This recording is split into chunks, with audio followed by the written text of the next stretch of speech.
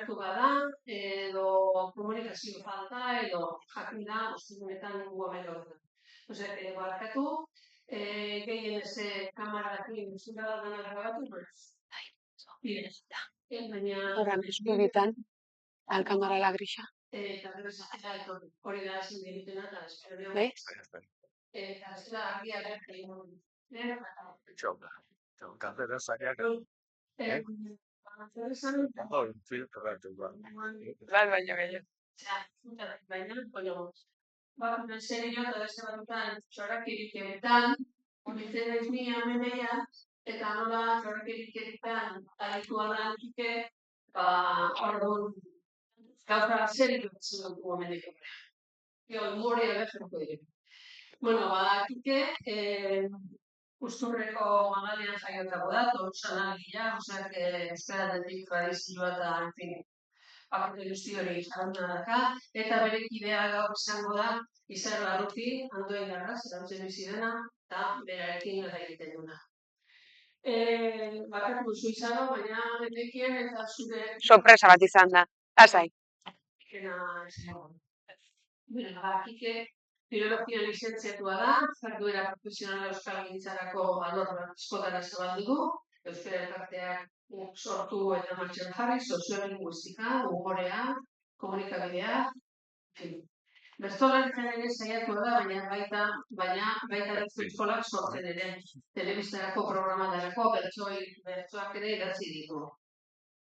Antolatzaile lanak egin izan ditu batipat, Euskal Herriko bertsolari elkartearen sorrerako bestekidekin batea Tolosan martxan jarrizun,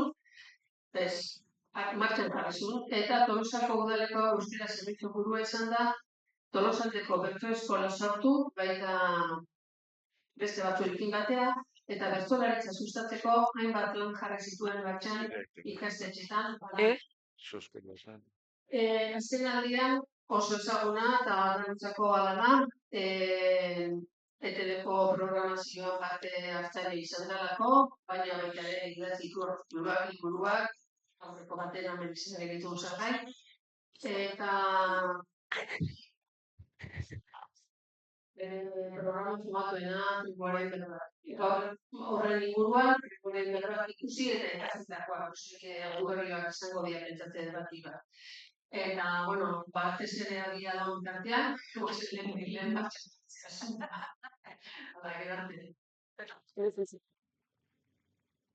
Bai. Honek funtzionatzen du? Bai, ez dut guztioi, eta gaur ez getopei, izaro arroterekin baizik, eta aurkeztuko izan pixak, eta bueno, hasieran iazte ikusi atenia, porque handi bakarrik etortzekotan, eta pentsatu, programari buruz itzengoet. Programa bion artean egin dugunez, eta izaro, naiz eta bera, Andoain Garra izan, Zarauten fixatu duzuenez, Zarauten bizia, zetu ulertzen, beak esplikatuko nahi bali mau, eta aipatu nion. Izan, hori ere animatuko eiz, bueno, bion artean ingo jo, eta bion artean ingo dugu. Izan, arrati ezan bezala, Andoain Garra da, emate espaldi badu ere, hemen gauden beste guztiok baino gazteagoa da. De hecho, hemen gauden beste guztion arteko gazteenak baino urte erdi gutxiago ditu. Osea que, baino, bueno, badu, edadea badu, baino, euskal, frantzes eta ingles filologia indakoa, Katalunian, neurri handi batean, gero munduan zehar ere ibili da, Euskara Aventuran, aurrekoren batean aipatuko duen, hizkuntza arduradun izandakoa eta antolatzaileetakoa. Zer gehiago esango dugu, gero hor badago soziolinguistika klusterra izeneko erakunde bat. Euskal Herrian soziolinguistika arduratzen den erakunde zientifiko garrantzitsuena, segurazki, urtero ematen du Etxile Arregi hausnartu sariak, eta hori ere irabazi zuen, duela 4 urte. Bai, 4. Honek funtzionatzen du, nire mikrofonoak? Bai, bale. Eta gero, azkenengo urteetan Badalab. Badalab da, diputazioak hizkuntzen berrikuntzarako antolatutako laborategi bat, Errenterian, eta nebili da, eta iaz, pixatzen duten. Tribuaren berbak saiorako, eta, bueno, gero ikusiko duzu, baina bezala, frantzes eta ingles filologia ikusita gero, Barcelonan, euskeraz bastante ondo, castellano ulertzen du, eta gero frantzesez, inglesez eta katalanez oso ondo, eta beste hizkuntzaren batean ere bai, baina hori beste batean. Bai. Orduan, Eta justu kikeri hasi aurretik esan diot, ez? Zuen, bueno, elkartearen kostan, elkartearen web horrian ikusi dut, ez? Zuen lema badela, inoiz ez da berandu ikasteko. Bueno, ni tribuaren berbak saiora ere horrela iritsi naiz, ez da inoiz berandu ikasteko, ikusentzunezkoetan aurretik ibili gabea nintzen, proposamena iritsi zitzaidan, eta izan da bidaia zoragarria, eta esperientzia opari bat izan da niretzat. Eta, bueno, identifikatzen naizela lema horrekin, eta ni ere, bueno, ikusiko duzuen guzti honetan ere, bueno, ikasten hasi berria naizela, eta bueno, ikusi dutela zuek ere gelditu gabe zabiltzatela, astearte eta ostegunetan ez bada filosofia gaiak, arkitektura gaia dira, nik ez dakit. Así que hortan behintzat berdin gabiltza.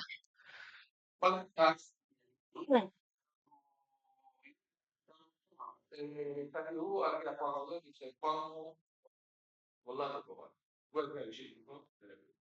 Argirik gabe, mikrorik gabe. Bien. Itzaldi artean galderaren bat edo komentarioren bat egin nahi baldin baduzu ere, klase egin. Galdera. Modu, ez ditu egin bukera. Ego dugu. Bueno, ikasiko ditugu, ikusi eta ikasitakoak. Orduan ikasiko ditugu hainbat gai. Guretzat, deigarrienak izan direnak. Eta programa horietatik ze ondorio nagusi atera ditugu, eta lekuko zabaltzuk ere ekarri ditugu. Programa ikusi baldin badituzue, batzuk identifikatuko zenituzten, eta ez badituzue oraindik. Ikusi. Oraindik, firma hartuta eta nahi pues gaur programak ikusteko gogoa piztu nahiko genitu. Gara, pixan mundura joanez, eta errepasua eginez.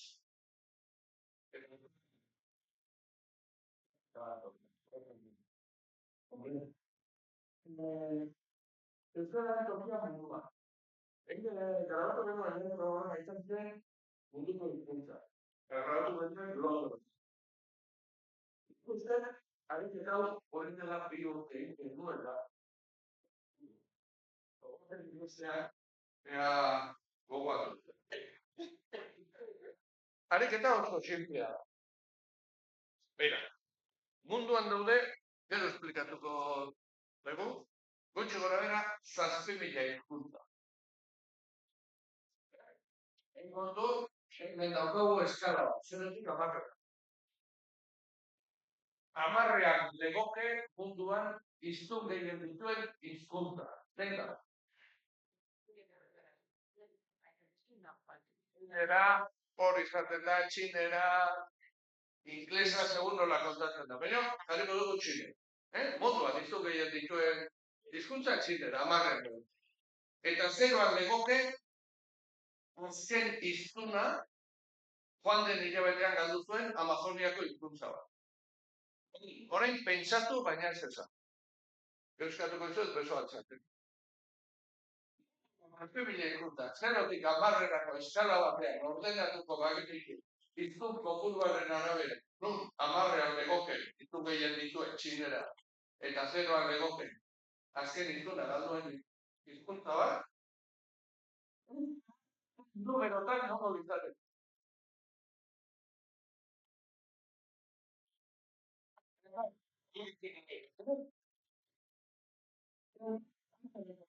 Pentsatu dut, 0, 1 edo 2. Antra bisa.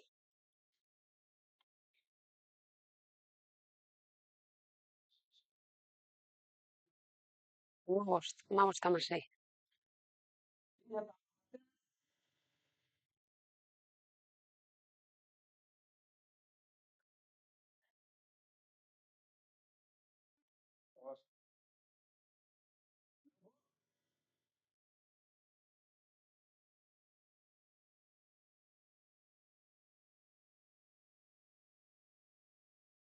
Zazpi,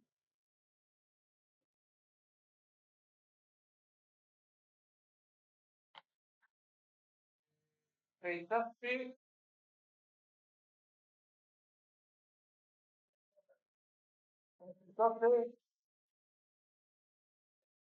Bat. zazpi, zazpi,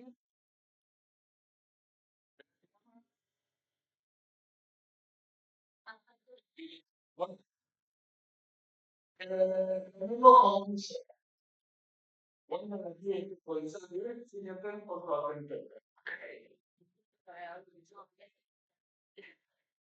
Bien, finala.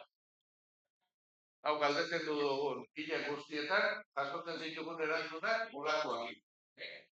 Gaur hemen, bostetik bera, praktikamente berrogeita bost lagun, 6 zazpi hamaika, eta zazpitik gora hi. Hoi da, normalean jasotzen dugun erantzun, inkluso gerra.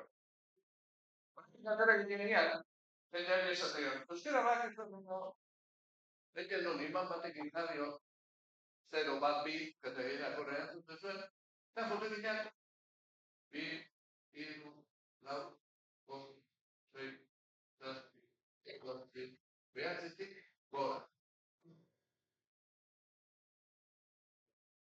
Eta euskara behatzetik gora da. Zeintu bi galtzatu duen, nunto bete, bi galtzatu duen, bi hartu. Gertu epak, ondo. Euskara behatzetik gora da. Eta normalean, hori esaten duenean, jendea galditzen da, horako aurpegi batekin. Bokalizatu egiten dut ez.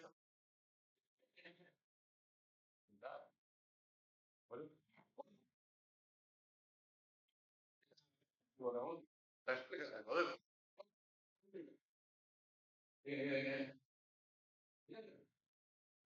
Kikik esan duen bezala lehenengo, zenbakiak. Euskaldunen kopurua. Hor egin genuen programa bat izena zuen zenbat gara. Bai, askotan hitz egiten da Euskaldunak zenbat gara.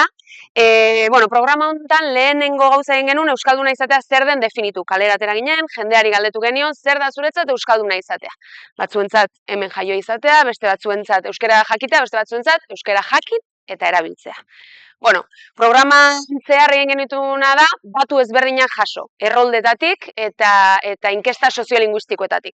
Eta bukaeran atera genuen zenbakia, hau izan zen. Hemen ikusten zuen bezala, EAEko datuak, Nafarroakoak, iparraldekoak, eta hor, batzutan erroldan 16 urtetik gorako datuak eukitze ditugu, beste batzutan, baina hor batuketa egin genuen, eta 1.996.812 euskaldun garela kontatu genuen.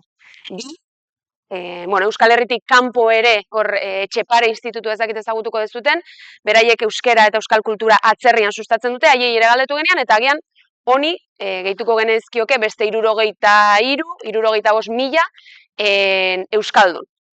Orduan, datu hori daukagu, 1.000.000 hiztunetik gora, gera euskaldunak. Karo. Eta zabezko martza, ez parezu eta hori ikusi. Jende zueteren. Mirela, txartu benitu, hori plaziata. Hori telebista, eguziko, zabezko,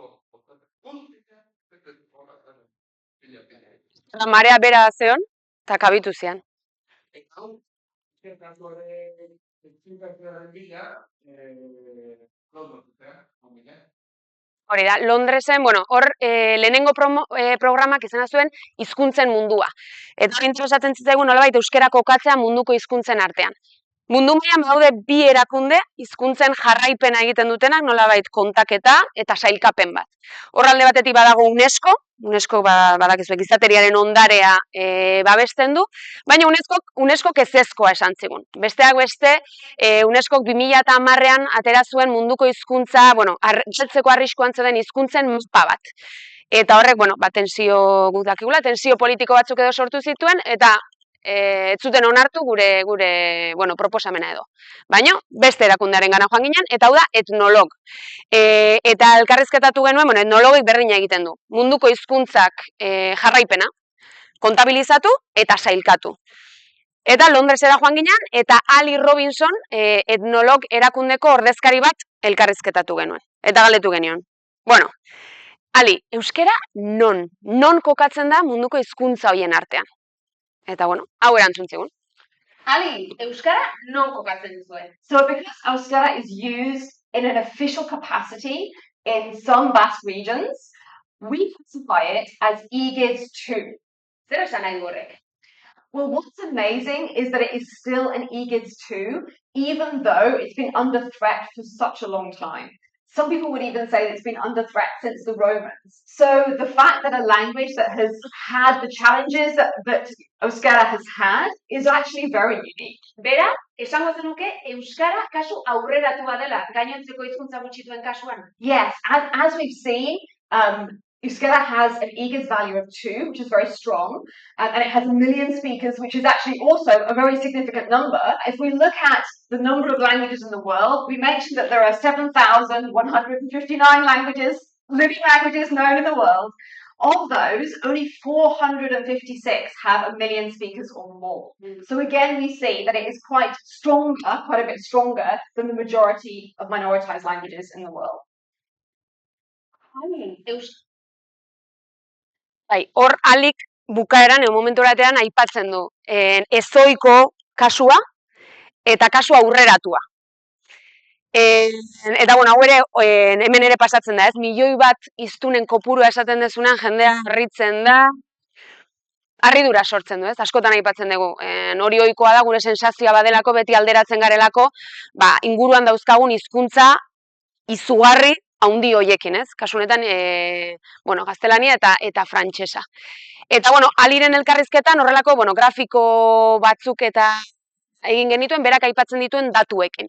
Esan dugun bezala etnologek sailkapenak ezberdin egiten ditu. Guzti ikusi dugun, bueno, borobil hortan dagoen grafikoa da hiztun kopuruaren arabera. Eta dakikek esan, bueno, aurretik esan dugun milioi bat hiztun baino gehiago dituela euskarak.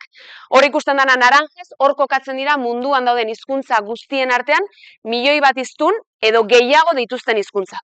Ikusten duzu, da 10% bat inguru. Eta euskara hor kokatzen da.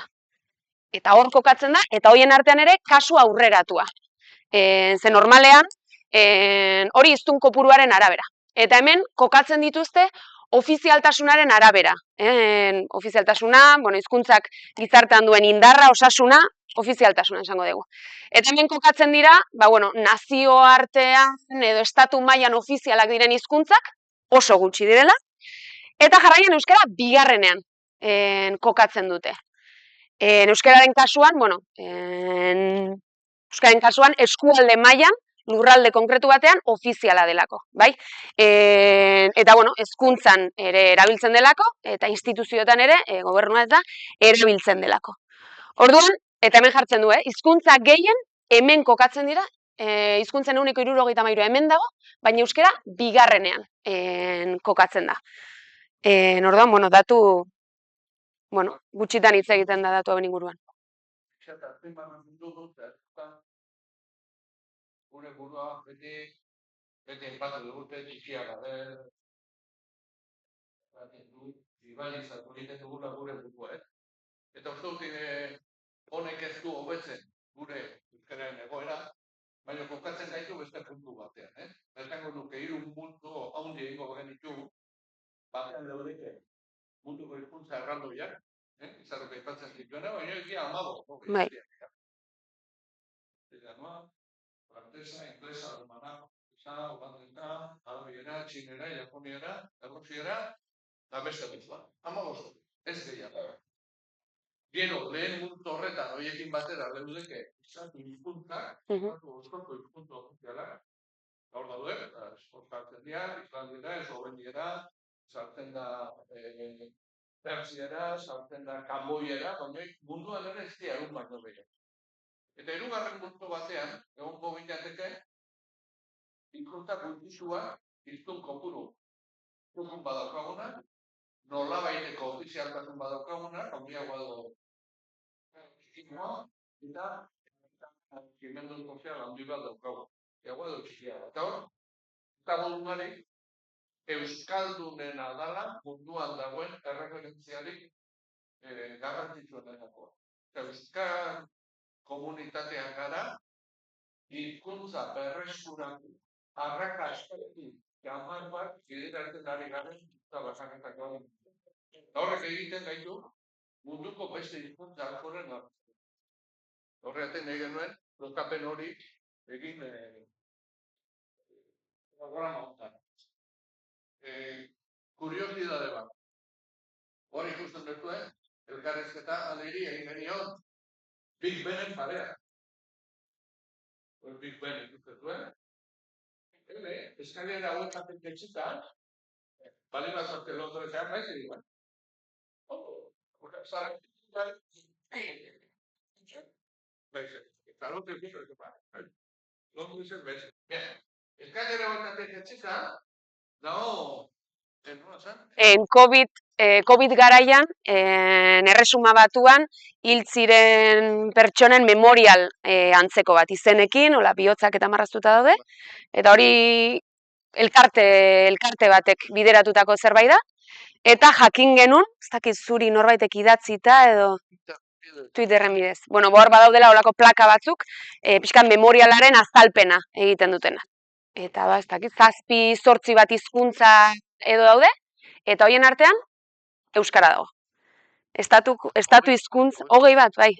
Estatu hizkuntza ez den, hizkuntza bakarra. Eta antxe dago, azalpena, bueno, gora nola ikurrinarekin, eta azalpena euskaraz. Elkartearekin jarri ginen harremanetan, galdetu genen aizuta. Nolatan erabaki dezute, 20 hoien aurtean, baietz, euskeraz jarriko zenutela azalpena. Jo, ez dakit, nik, bueno, ez genuen erantzunik jaso, baino badago Big Benaren parean, euskera hutsean idatzitako plaka bat. Ez dago galesez, ez dago katalanez, ez dago gallego, ez dago gaeliko, euskeraz dago. Bueno, bitxikeria da, baina zetozu esanguratxoa ere badago. Ez badigutu ezin izten? Ikusi programa. Barkatura. Esan. Sailkapen hauten ondoren, Bai. beste ez jarri ez regla horretan, hau bat abestekin nola agonten da. Nola kombinatzen. Beste, Gazta. Bigarren. Bai, oso argi zeron. Bai. Hau, ulertzen diretzen, gertakoan, Bai, bueno. Nirekietakoentzako esplikatzea. Zer hori amarrera. 7.000 hizkuntza ordenatzen baldin baditugu eskalan, numero bakoitzean 700 hizkuntza daude. 700 biderramat, 7.000. Zertu ez duen, ani? Bai, hori. Eta orduan, hizkuntz gehiena daukena, baldin bada amarrena, Bai. ez da posible milioi batekin 9. egotea. Bai, bada posible. Milioi bat baino gehiago, milioi bat hiztun baino gehiagoko hizkuntzak ez dira 500 iristen. Oso gutxi dira. Oso gutxi dira. 7.000 hizkuntza egonda, esan nahi du, danak ordenatuko bagen ditu, 0-tik 10 eskala batean. Gu gaudela, hiztun gehien dituzten, Txikieratean.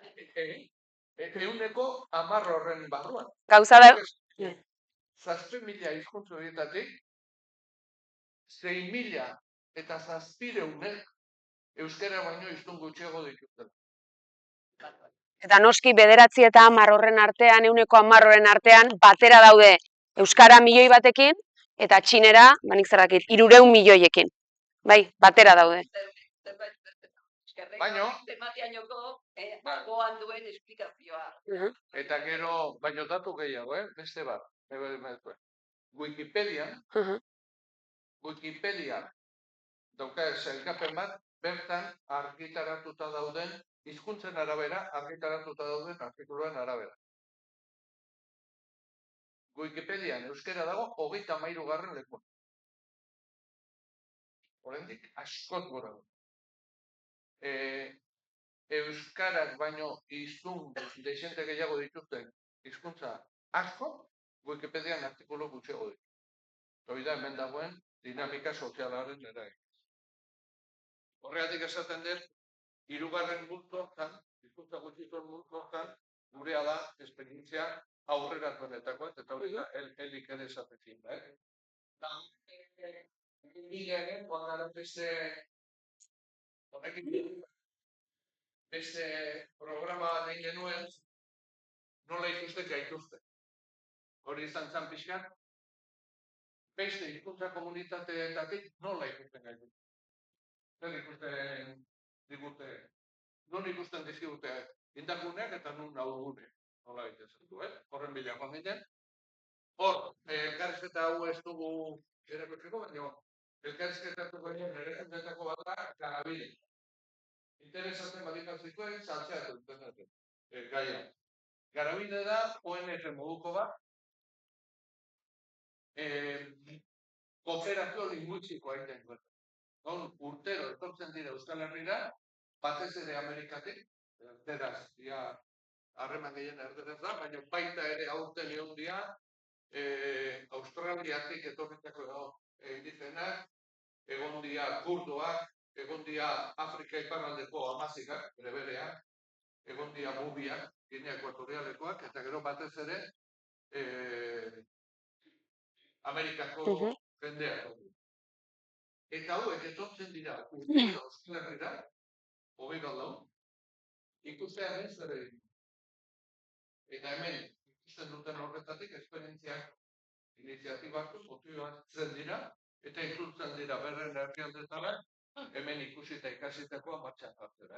Eta esate baterako, kurdoak etorri izan dira, hemengo hizkuntza sistema aztertzera, mailak jarri dituzte D-ereduko hautzendegiak lehenengo aldiz hemengo esperientzian oinarrituta, Kolonbiako Lasaiubeak euskaltegietako esperientzian oinarrituta, ez duen euskalduntze zain dute martxan jarri dute, orduan, bueno, eta hau esaten dugu ze askotan ez gara hortzen, baina hemen egiten ari garenak sekulako iartuna du munduko beste hizkuntza komunitateetan.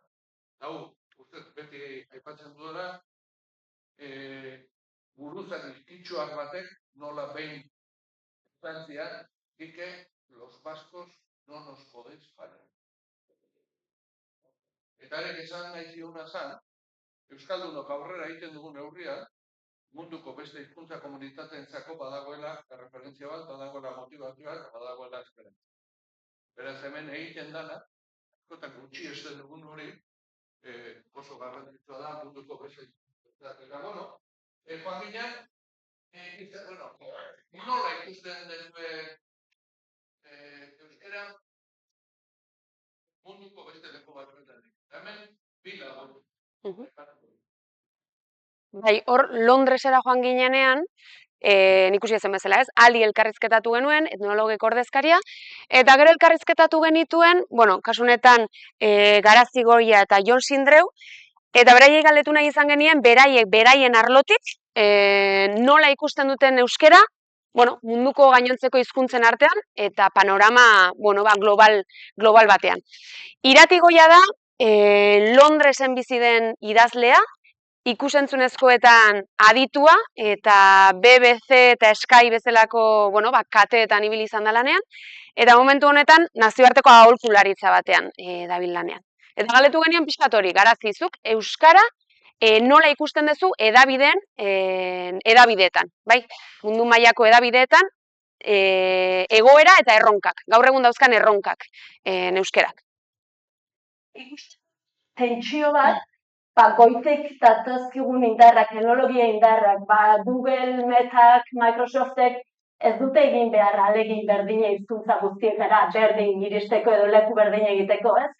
Baina aldi berean, guk badaukagu orain aukera lehen ez geneukan bezala, gu euskaldun bezala gure beharretatik edo nahietatik lan egiteko eta emaitzak egiteko eta guri interesatzen zaizkigun eduki horiek kanpora ateratzeko lehen ez geneukan hori. Orduan nik ikusten dugun azkenean nola hausten dugu tensio hori norberak egunero urrats txikiak emanez eta guk eginez autu hori euskaraz dauden aplikazioak erabiltzeko, edo guri interesatzen zaizkigun edukiek ateratzeko. Horrek noski, hiztunon eta erabiltzaileon konpromiso eskatzen du. Hori da, konpromiso hori eta bakoitzak erantzukizun horrekin egunero aldaketa txiki bat egiten baldin badugu, eragin kolektibo hori handiagoa, inpaktu handiagoa izango dela, ez? Azken batean guk egiten ez badugu, beste inork ez badu. Guregatik ez du beste inork egingo. Bueno, Garasi behin elkarrizketatu zuen, Jaime Otamendik telebistan, eta esan du, bueno, zuek kontuatzeko Garasi manejatzen dut aurrekontua da, etxe honetako zuzendariak manejatzen duena baino handia. EITB-ren da, baino, presupuesto handiagoa manejatzen ditu, BBC zebilenean, gero baina handi. Aurkeztuko ditu, John Sindreve. Hau, justu Londresa gendua zela eta udaran etorri zen lagun Valentziar bat, ahora komentatzen, bada, txarpa zabitza, eta gardezu, eta Londresagoa, Vasco Londres, eta esan zian, pues tens que entrevistar a John Sindreve. Eta zein da John Sindreve? El millor periodista d'economia que tenim a Catalunya. Bai, Londresen bizi da. 12 urte ja Londresen bizi da. Kolaboratzen du, gure medio guztietan, el mejor, ekonomista. Lehen picaba San Rama. Ondo azten da peligin. Eta esate, iparla duzera. Duzera? Sí, la seva mare. Debía estar picabas. La historia da, John Sindreve da, azita catalana. Wall Street Journaleko kolumnista. Urtetan, 12 urtetan. Orain pasada, Reutersen da, ekonomia globalizatuko ardura. Lan egiten du, Londresen onzan Baby Shark. Bueno. Dorrerik handienaren aldabenean. Epizentroan, ekonomiaren epizentroan. Hagan egiten du, teknikatara egiten du, baina bere ama Bilbokua eta Euskaldun berria. Txikitan euskaraz etxein omen zio, eta Londresak utzanean, justu nun bizitzen jarriko eta Euskal Etxeetik gertu.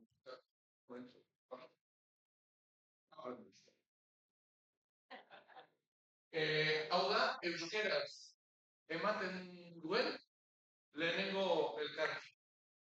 Lortu genuen, animatu genuen, eta lehenengo elkarrizketa emantzio euskera. Trumpek kritikatutako persona. Lehenengo galdera, ez zeu jarriko hemen, zen Jon. Jon, nola izutzen dira hizkuntza gutxituak, ekonomia globalizatu. Zerzentzun, ez dira ikusten. Garrantzitsuena zer da? Niretzat, garrantzitsuena da, merkatu eksklusiboa euskeraz eta katalanaz sortu edo arkitu, edo kontsumitzailea zeo zer aldatu behar dugu. Baina, ezin dugu aldatu bakarrik kanpainarekin edo ez, zeo zer aldatuko dugu politikoki erdera gutxiagoa agian ez dakit eskolan edo kalean, ez dakit, baina azkenean leku eksklusiboak aurkitu behar dugu eta orduan jendea etortzen badira Euskal Herrira lan egiteko edo Katalunia lan egiteko, behar dute hizkuntza, azkenean jendeak ikusi behar duela euskera dela bidea bat dirua egiteko.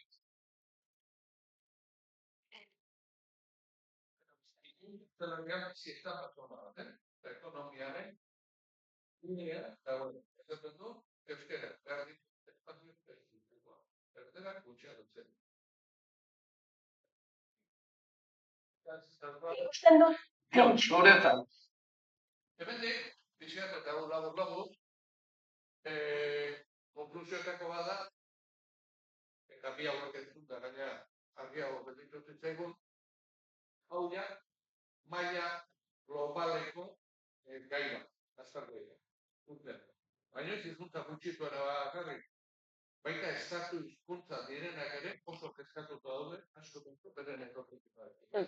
Eben, adibide labur batu, Maoria. Zelanda Berriko hizkuntza ofiziala 24 urte. Baina Maoria hitz egiten dutena, dira dicho era 1.000. Konparatuz. Gobernu sozialdemokrata baten izan orain dela 2 urte arte, elebitasunaren aldeko politikak sustatu zituen, hogeita urte terdi edo jazinta ager, Zelanda Barreko presidentea oso emakume potentea, defenditu zuen, sartu zian konservadoreak, eta lehenengo gauzen dute, eta politiketan murrizketak eta hori dira. Bekoa da Galizia. Galizia, debe hartuta dago matematikak galego txereko. Matematikak galego txereko mani behitu du, espediente bat. Irabazi dezaketu. Dagoen modeloa da P eredu oso zurruna. Aklinatu bat galego, eta bestiak gaztelari. Matematika eta zientzietakoak gaztelari. Beraz ezin dira galego txereko. Horren inguruan, sekulako protestak ere ondira. Islandiako gobernua, abeltza Islandia non dagoen, Islandez, isla batian danak islandezez, konzeptu modu nongo. Broma zein da. Pelikulak inglesez, telesotelak inglesez, seriak inglesez, universidadearen zati handiak inglesez. Eta de repente, konturatu dienerako, aurrak eta gazteak ere, hasi dira inglesek, eta hori jarri dute martxan programa oso potentea. Islandesa, 300.000. Ikusteko ere, konparaketa urtemetere. Valentzia, kasoa. Azkeneko programa egin du, Països Catalans, ikusi eta Valentzia desastre baita linguistikoa, eta Irlandan ere momentutan eztabaidan dago, ea gaeliko irlandesa, kapentsa irlandesa, agertzalea gaeliko irlandesa, arreitu behar duen eskoletan derrigorrezkoa izaten. Hau da, A eredu. Irlanda, eztabaidatzen gari direna da, ea minimoa izan behar duen. A ereduak, eur direktamente Irlanda.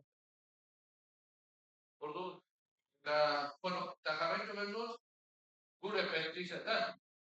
Lagun gehiago pitzatu.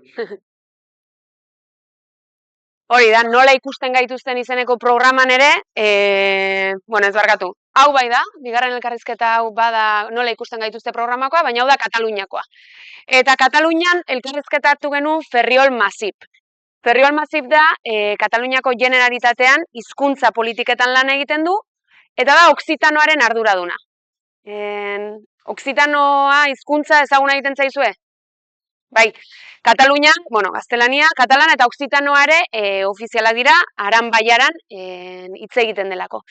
Eta berari elkarrizketa egin genion eta galdetu genion. Ferriol, nola ikusten duzu euskararen egoera, katalanaren egoera, eta bien arteko alderaketa hori.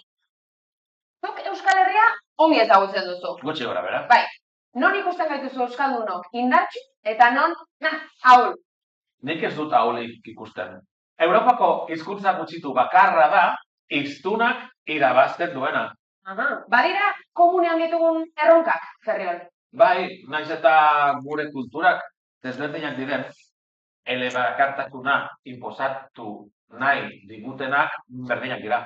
Eta testu inguru guztionetan, hiztunok zer egin dezakegu? Beti hasi elkarrizketak gure hizkuntzaz, gure eskubideak eskatu, beti gure hizkuntza familiarena izan dadila eta euskeraz edo katalanez produktuak kontsumitu. Hori hiztunoi dagokionez. Eta gobernuek? Ofizialtasuna defenditu. Eskubideak eta politika linguistikoa indartu. Eskoletan, irratian, telebistan, kaletan.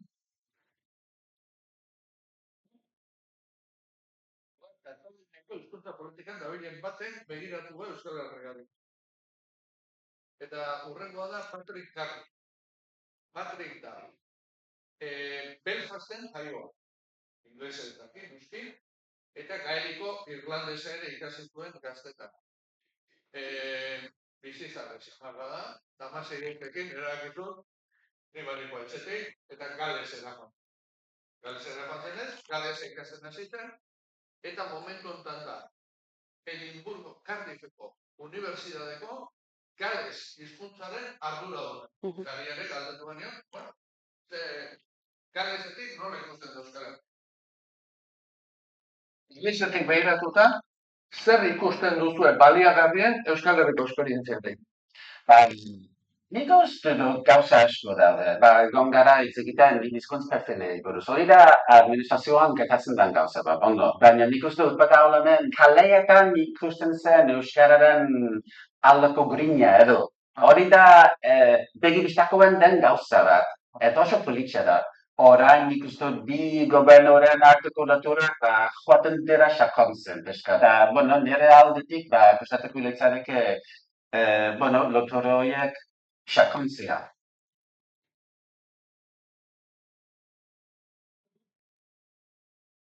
Hauek ez dira interesatu da behar.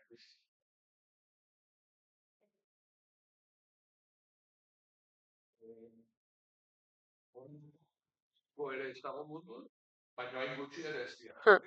Bezala gaina, interpretatu guztiak dira, oso ardura handiko jendea dauden lekuetan. Eta euskera, Bai, eta gero ere, bueno, gehiago horrelako kanpoko begirada gehiago ikusiko ditugu, baina Galesetik vale, igual hauen ondoren. Bueno, jarraitu genuen, kanpoko begirada hori jakin nahi genuen, ez? Nola ikusten gaituzte euskaldunak eta euskara kanpotik, eta hor elkarrizketatu genuen, a ber, Timberlake Wertenbaker, bera da New Yorken jaioa, txikitan 7 urtez Ziburun bizi izan zen, eta bueno, hortik badu lotura bat euskararekin eta Euskal Herriarekin, Londresen bizi da, eta Sarara etortzen da, azken urteetan eta Sarara etortzen da. Testuinguru horretan Amets Artzaiuz ezagutzen du, eta min liburuaren itzulpena egiten du. Beraz, antzerkigilea da, orduan, liburuaren itzulpena berak egiten du, ingelesera, eta egokitzapena antzerkira. Bai, euskaraz antzerkia eta ingelesez. Eta berdina, Kike berarekin Saran elkartu zen, eta galdetu genion, euskara nola ikusten duzu. Eta berak aipatzen du, ez? Berak Sararekin duen lotura, euskararekin, Euskal Herriarekin, eta berak esaten du askok esaten duten zerbait, ez? Euskarak berari ematen diola, mundua ikusteko beste ikuspuntu bat, eta sentitzen duela euskara laguntzen diola, nolabait naturarekin eta inguruarekin lotura berezi bat izaten. Kale inkesta bat egin genuen, EHUko Bilboko fakultatera joan ginen, eta hor badaude atzerritik etorritako, eta gaur egun EHUn euskeraz irakasten duten irakasleak. Eta horietako bada David Fogarty, eta galdetu genien, zuek Euskal Herriera etorri aurretik, euskararen eta Euskal Herriaren inguruan, eta askok, ez ni Espainiaran entorren. Edo baten batek bai esan zuen, bai, guk baken euskan arbaso euskaldunak, eta kontzientzia batekin, edo jada interes edo motivazio batekin iritsi nintzen Euskal Herrira. Guztiek onartu digute, mundu akademikoan segituan ulertu zutela euskara baliagarria zela, gaur egun denek eskolak edo saioak, klaseak euskeraz ematen dituzte, eta, jakitun direla ere, euskararen egoera minorizatua ikusten dutela kalean, ez? Ez dela arau soziala, eta, euskara hizkuntza gutxitu badela. Hori kontatu ziguten, eta gero ere, argazki hau Zumaia da, hor L'enigma del euskera izeneko bisita gidatu bat antolatzen dute duela pare bat urtetatik, baina, argazki honekin erreferentzia egin nahi genion, Donostian Kontxara joan ginen, hola egun eguzkitsu batean, nik asko disfrutatu dut kale inkestetan, batez ere, ez dakizunean parekoak ze hizkuntza hitz egingo duen, eta hola pixka saltxe hortan. Eta horrek larrizketatu genitun, estatu batuarra, topatu genitunak. 6 topatu genitun. Lege bat, kuriosoa da. Kale inkesten inguruan. Zenbat eta euskaldunagoa izan, orduan eta zailagoak dira. Zenbat eta jendea euskaldunagoa izan, orduan eta zailagoa. Zenbat eta urrutiagoa izan, errexak. Euskalduna nola izaten da? Ez. Telebistingo ez. Baina, erdaldunak, about the past language. Right! Desastre bat. Bueno, Orduan hori, Donostin, estatu batuarrak, frantsesak, kanadiarrak, katalanak, mexikar batzuk, galdetu genien. Badakizu ze hizkuntza hitz egiten diren, hemen, oraintxe zaudeten lurralde eremu honetan. Eta gehienek bazekiten. Euskararen existentzia ezagutzen zuten. Pare batek aipatzen ziguten, hori, kaletako kartelak konturatzen ziren, ez, bi hizkuntzetan bazeudela. Baina gero, euskararen inguruan zekitena gutxi eta oso nahasia. Baten batek esan ziguna, bai, hilda dagoen hizkuntza hori, besteren batek katalanez aipatu, bai, zerbait badakizu euskeraz, bai, sisplau. Ez, no, eso era catalán. Orduan, bueno, pixkat hori da panorama. Igual bai hemen aprobetxatu ikusi ditugu, ez? Tipologia, euskaldunen tipologia oso ezberdinak ditugula.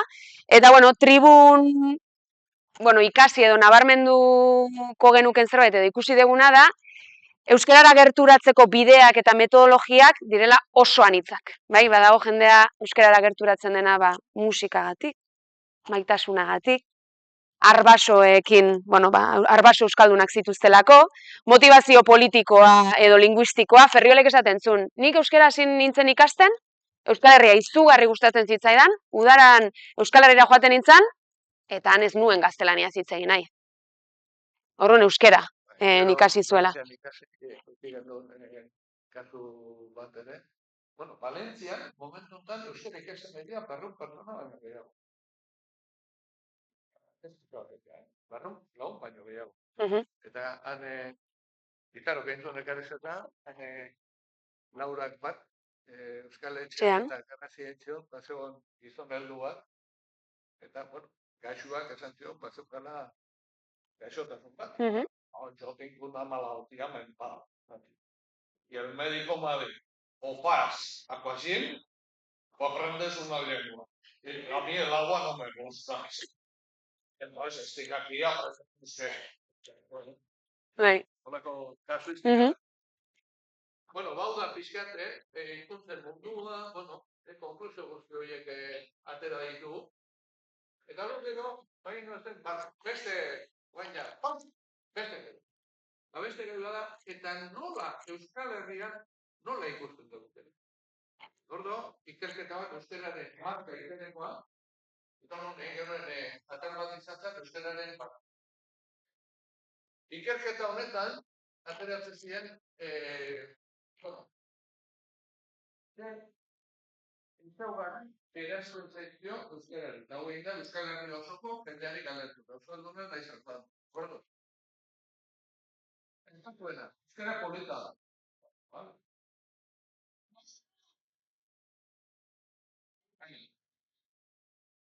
Eta ditu dago, eta linguistikoki aberan. Horretik ateri. Tira gaia. Zenbat egiten dugu. Hauek dira ez denboraldi honetako programak, baizik eta orain dela 10 urte egin genituen programako zati bat. Tribuaren berbakako lehen programa, orain dela 12 urte, janginan Madrilera galdetzea, Carlos Tidi, ea euskara zailan. Carlos Tidi da Madrildarra, bere gurasoak Madrildarrak, bere 4 aiton amonetatik 3 Madrildarrak, eta bat Sestao. Eta Sestao aitonak esan baino, Carlos, familia, nadie va a aprender euskera, aprender. Ikasi intun euskera, gara jartako Txekoslovakiara joan zen, Txekiera ikasi dut, eta da, Txekieratik euskerara, daukagu itzultzailerik onena. Zuzenean, Txekieratik euskerara itzultzen du, poesia liburuak baitu. Xabier Amuritzarekin, eta nire batzogalekin Euskal Irratian kolaboratzailea izan zen bere garaian, eta beak esaten du. Quien dice que el euskera es difícil, lo dice por ignorancia o por enemistad manifiesta. Eta gero elkarrizketatu genuen erderazko 4 programa egin ditu, garai hartan, eta Michael ezagutzen dute. Michael Morris ezagutzen dute. Eta orduan, beak esaten du, para un japonés es más fácil el euskera que el castellano. Eta beak esaten du, dicen que el euskera es difícil. Difícil es castellano.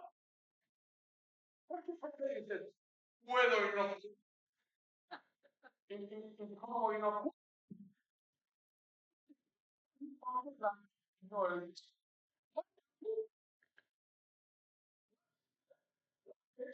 el texto que el hecho y con la gure aldi. Eta kurioso da, interneten sartuta, zate baterako inglesentzat, zein dira 10 hizkuntzarik errazenak ikasten. Kasualidad, denak dira Europa. Denak dira indoeuropeo. Eta denak dira, edo romanikoak, edo germanik. Vale, eta zein dira zailen? Txinera, errusiera.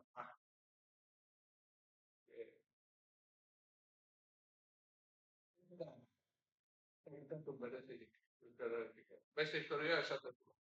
Hombre, castellanoa jakinda, katalana errezagoa da. Baina Katalunian eta Valentian, ikaste ez dutenek esaten duten, no, es muy difícil. Vale, Galizien izan diteko, eta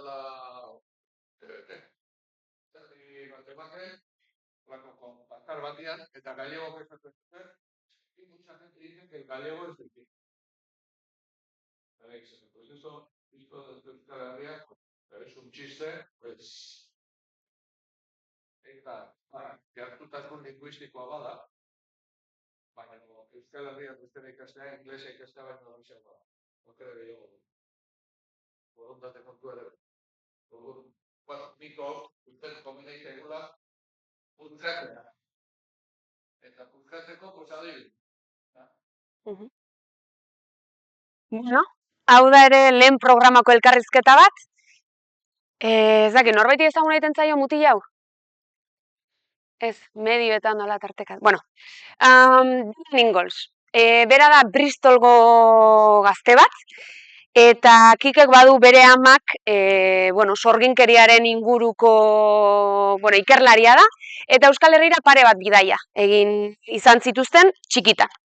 Eta, Dylan bere kuriosidade hortatik, bidaia itako batean hasi izan, pare bat hitz euskeraz, interakzioak bilatzen euskeraz. Eta somatzen zuen, jarrera oso, positiboa, baikorra, eta esan zu, euskera ikasten hasiko naiz nere kabuz, libururen bat, bakarka edo garai hartan egongo zan baten bat, eta, gero Euskal Herrian 2 aste, barnetegian 2 aste.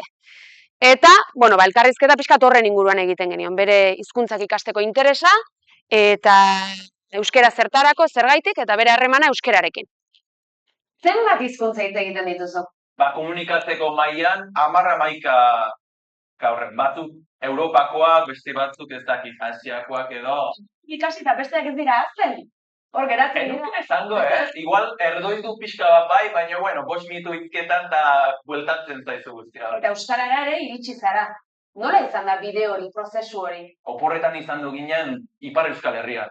Eta nik ordurako banekien, bazela beste hizkuntza bat, kultura bat, zaitu nintzen pixka bat hitz egiten bertakoekin, eta goatzen naiz, gu ginela hola atzerri itxura nabarmen izan zela, eta ni zaitu nintzen arratsalde on esaten, eta aurpegian nola alaitu zitzaien, eta horrek eman zidan, izugarrizko poza, eta agian horregatik, olako esperientziengatik izan zen, euskara ikasteko erabakia.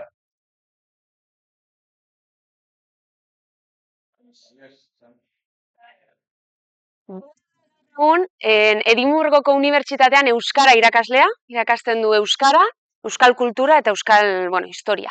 Gaztelaniako irakaslea ere bai.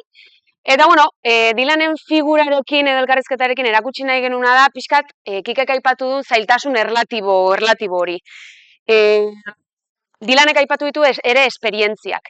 Eta, bueno, horrekin pixkat kontatu nahi deguna da, hizkuntzetara gerturatzerako momentuan, hizkuntzak ikasterako momentuan, badagoela elementu bat dela, bueno, motivazioarena eta baliabideak edukitzarena, ez? Kikek esan du bezala, kasu honetan Euskal Herrian esan genezake euskara ikastea ingelesa baino erresagoa dela, ez? Praktikatzeko aukerak, baliabideak, eta Dylanek esaten du bera euskarara gerturatzen dena, bueno, berak asko aipatzen du harreman balioa. Hau da, berari interesatzen zaio hizkuntzek eskaintzen dioten aukera jendearekin harremanak egiteko, jendea ezagutzeko, eta hor, bueno, harreman horiek sortzeko, eta bera ikaste prozesu horretan hasten denean, jasotzen duena da, bueno, aldeko harrera bat, jendeak gogotsu erantzuten diola berak egiten du saiakera horri, eta bizipen positiboak. Dylanek ere, bueno, udara askotan etorri izan da Euskal Herrira, Euskara Abenturan ere, bueno, monitore bezala ibili da, eta, bueno, zailtasun horri, berak buelta ematen dio, linguistikoki agian zaila izan daiteke, baina berak badauzka aukerak, badauka motivazio bat, orduan, bueno, beti ere zailtasunaren erlatibotasun hori edo, ez? Bai, elkarrizketa momentu batean esaten nion. Dylan, eta zu, Bizkaian zagozenean, nola egiten dozu? Eta Dylanek bizkaieraz erantzun zidan. Eta gero esaten nion.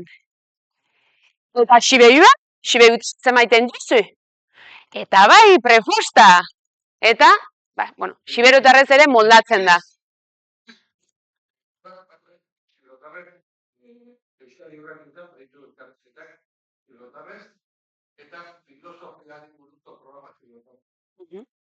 Bueno, guzti horren oinarrian dago, bueno, beti aipatu detena, ez? Bizipen positiboiek eta harremanak eta motivazio hori.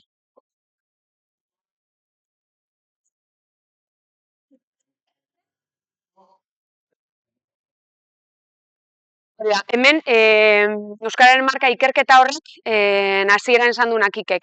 Ze ideiekin lotzen duzu Euskara? Esan dugu zailtasuna, aberastasun linguistikoa, eta gero hemen bazegoen beste galdera bat. Euskara ze funtziorekin? Euskara zertarako euskara. Eta hor, irakurtzen dituzue?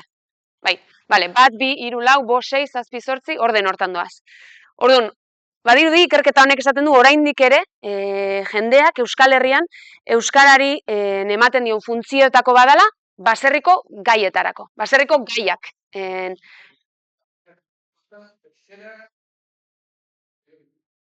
Du? Gaietarako. Bai. Orduan, hor esan genezake, bueno, 100 altuena nabarmen baserriko gaietarako eta eskolako gaia jorratzeko. Eta gero daude lana, lan mundua, lagun arte informala eta unibertsitatea edo. Eta hor, hartu genitun, azken 3 edo, jendeak euskara gutxien lotzen zuen, iraintzeko, haserrea adierazteko eta txisteak egiteko. Piskat 3 horiek. Eta horre egin genuna da, joan ginen oso herri euskaldun batera, Leitzara, eta kalean jendeari galdetu genien. Zuek, haserretzen zeatenean, zitatzen zaizue. Bai, lehen galdera. Zuek nola, oida, zuen egunerokotasuna?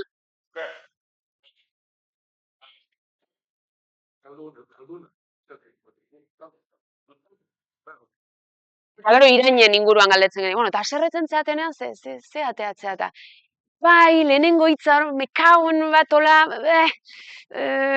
baino segituan, hori, non hartzen zuten, gaztelaniara pasatzeko tendentzia bat, eta elkarrizketatutako batek esaten zune, badauzkagu hitzak, puta kumia, eta bestea, baino, kostatzen zaigu. Orduan pixka konklusio hori izan zen, ez? Pixkat betetzen zala, baino, orderes gehiago. Eta haserretzeko antzekoa.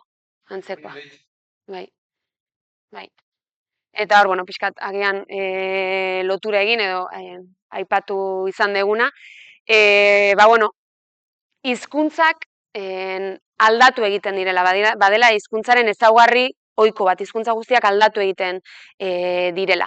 Eta hor, askotan azpimarratzen da garrantzitsua denez, hizkuntza formala ongi ezagutzea, eta hori da normalan ikastetxetan egiten saiatzen direna. Eta gero badagoela beste kodigo informalago bat edo kolokialago bat, jende horrek kalean ere, beste kodigo batzuetan, beste testuinguru batzuetan ere, sentitu behar duelako euskarak balio diola. Eta pixkat horren islada da, ez? Batzutan formaltasun hori, zen normalen ikastetxean ez digute irakasten iraintzen. Eta orduan hor, hankamotz gelditzen gara, eta gaztelaniara edo frantsesera jo behar izaten dugu. Behin kontatu zian, irakasle batek patioan zaudela bi mutiko, nola, elektrizinturretik eduta.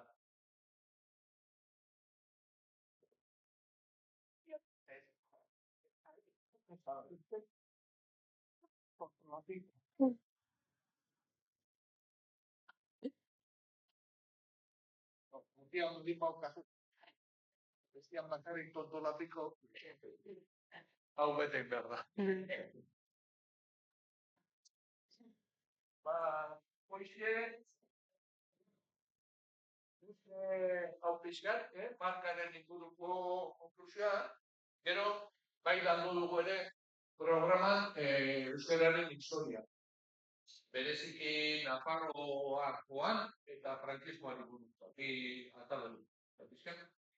Nafarroakoan egin genuen Irulegitik gaur egunera bitarteko ibilbide bat, eta hori ikus dezakezu, egia da, hori honek, gero kalean kalinkeste genuen eta mundu guztiari eskua eragotzita, mundu guztiak etortzen, euskaldunak jarrak azteko,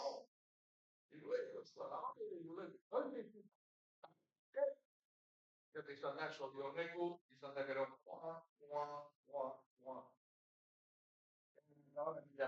eta hori, denek esan digute, baskoiera, ez dakite garbi hori dan euskeraren aurreko gaur egun hitz egiten dugun horren aire zuzena da, edo urrunekoa da, gurasoa da, lekuzu txikitea urruneko lekuzua, familikoa bai, baino, hortxe, inorretzan asko guztitzen, hortan ibili ginen. Eta gero, pixat hor, beste elkarrizketa bat, pixat joan zen, hori utzita, noraino, iristen zen euskera, gutxi gora bera, 15. mendean, Eta hor dago, elkarrizketatu beruen, euskaltzaina, bera, eta berak erantzun zigun hori bat, hola datu batzuk, Nafarroa gehiena, 15. mendean, elebakar euskalduna zen. Herriberri horite muga horretatik gora. Hortik beraia, asko eta asko ja erdaldu dira. Baina, Nafarroako erresuman, naiz eta batez ere Nafarra erromantza erabiltzen zen, euskera azaltzen da gutun informal batzuetan. Horra ikatzen du, Makin Zalbaren gutuna da, daukagun Euskal Herriatzeko lehenengo gautetekoa, 1916. Dago iztian, gorteko agintari batzu, normalki Nafarra erromantzean erderaz idazten dutenak, baina gero, mezu personal batzuetan euskera erabiltzen dutenak. Eta gordetzen da, horrelako bat. Eta gero ezin dugu batzu, euskera erabiltzeko eskaera egiteagatik kartzela zapaldutu lehenengo alkatia, gutak egula, izan zen 1234 urtean, herri osan, Jakastoneko alkati.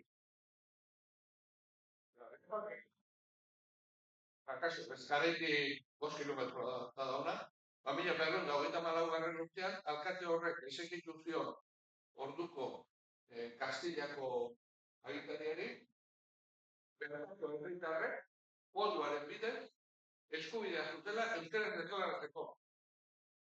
Baitzik egiten dut. Bizuten 3 egun espezionatutak grabatu zuten, baina euskara defenditzen gati. Kartero, ez dut du. Lehen jarretu agudakiguna,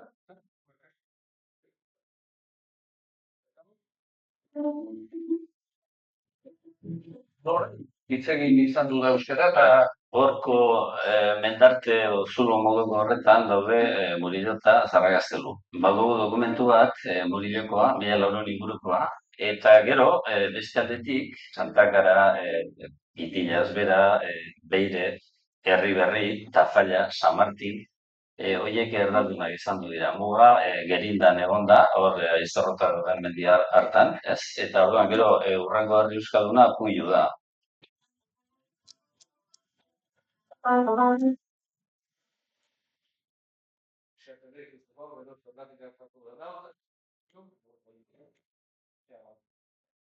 Eta gero, guretzat gai ezagun bat. Gaudeten guztiok. Hemen gauden guztiok. Persona batek izan ezik, ez dizut inoiz begiratzen.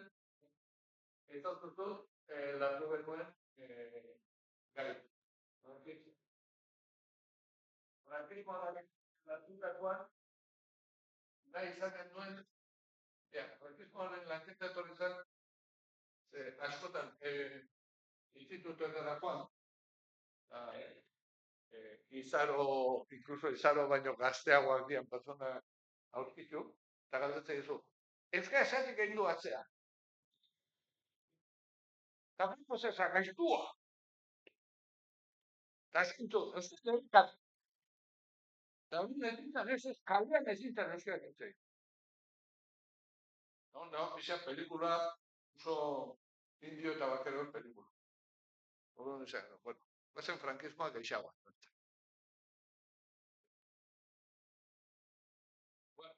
Eta hori da, hasieran, pixan batez ere. Erantzun nahi genio, galdera bat. Zein izan zen frankismoaren benetako helburu. No, hori nola banatutzen denbora. Argi dagoena da, gerra irabazi ondoreko urteetan, eta ez ere badakizen eskutik, egon zirela, errepresio basati bat egon zela, eskerro asko. Hor daude, 3 atal dauzkagu, hau da, 1987koa, multa Donostian persona batek telefonoz katalanez egin duela. 250 pesos. Bestia hau da, por consentir que a un hijo suyo se le llame en la vía pública con el nombre de John Chu. Demostraron en nuestro niño una manifiesta desafección a nuestro glorioso movimiento nacional, a los trabajadores. Eta gero, hau da, Morevietakoa, sustituir por el idioma castellano la inscripción en mantiente que figura en la subcultura de su propiedad. Hau da, frankismoaren hasiera bortitza, baina gero horrek izan zuen garapen. Hasiera bortitzunen adibide bat ere bada. Bai, hor, zer da, Tolosako bideoa, ez? Bai, hor, bideoan ikusiko dezute, baina, frankismoko programaren baitan, aipatzen dugu, nola frankismoaren hasieratikan, euskararengan jazarpen hori nabarmena izan zen, eta, horren lekuko izan zela Tolosa. Igual jarri eta gero. Frankismoak hasiera-hasieratik gogor kolpatu zuen euskara, eta errepresio horren lekuko dugu Tolosako plaza zaharra. 1936ko abuztuaren 11ean, tropa karlistek herria hartu eta berehala udaliburutegiko, eskoletako eta Ixaka López Mendizabalen inprimategiko liburuak hartu, hemen bertan pilatu, eta karlistek su eman zieten. Hementxe proba, lotxatu beharrean, arro. Eta hor, Tolosan bertan ere elkarrizketatu genituen Jakin aldizkariko Lore Agirre zuzendaria, eta kide ohia Pablo Agirre Baltzategi. Eta hor pixka bat hitz egin genuen, zentsura ere nola ematen zen literaturan eta prentxan. Eta nola izan ziren garai horiek, nola izan ziren gainarai horiek, nola izan zen zentsura hori, eta gero, triburen programak badaude, baina gero sare sozialetan ere batzutan sortzen ditu horrelako pilulak edo bideoak. Eta horrela aipatu genuen, Kikik esaten dunez, Polikakos historia horren barruan ere, bazeudela,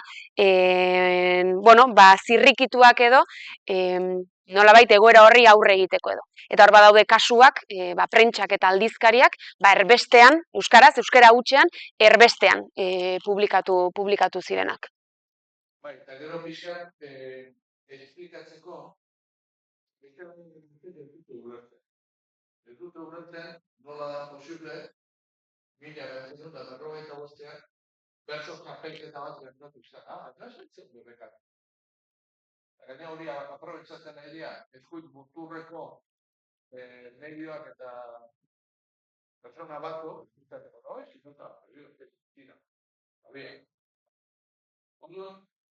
hor gertatu ziren politika diferenteak ere azaldu nahi zen. Eta hor, bai elkarrizketa batkoetan, eso honen helburua euskara zuten, sukaldeak. Eragozit nahi zena zen, normalizatu bat izatea, onartu zen, un sano racionalismo. Hori batzu el sano racionalismo. El sano, son personales, son caseros, no pasa nada, y no se pasan de nada. ¿Qué canta? No sabemos.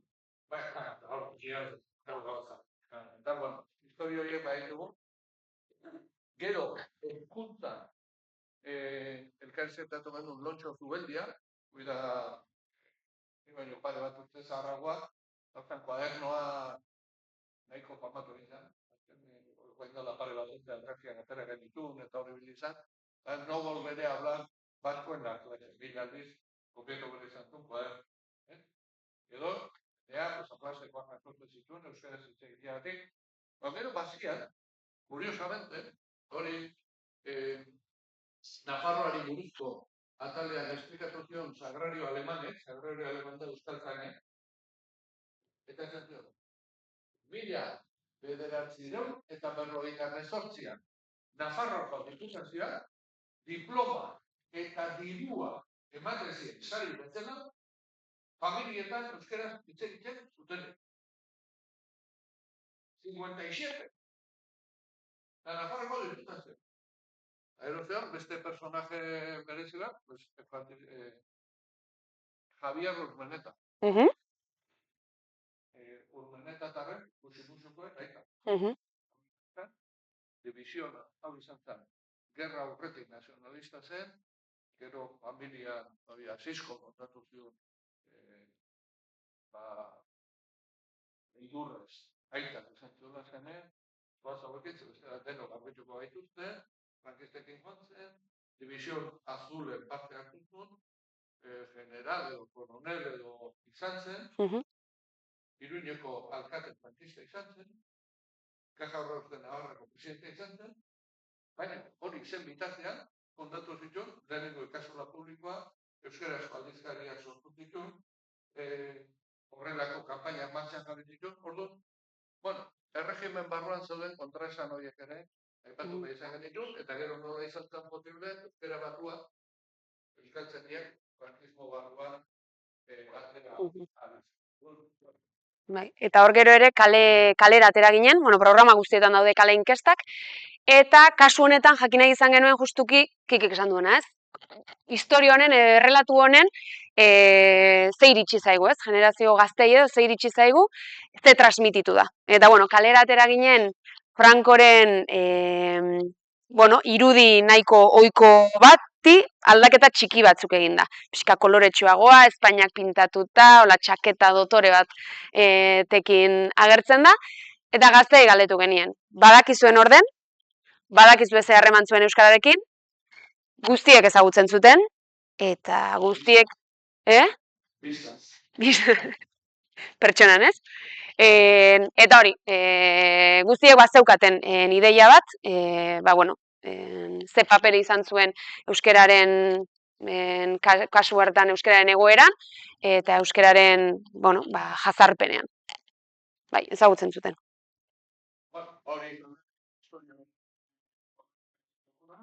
batzuetan, eta gero baita ere, bain taberna izantatu da gaur egungo egoera, ez? Gaur egungo egoera, eta hemen, bueno,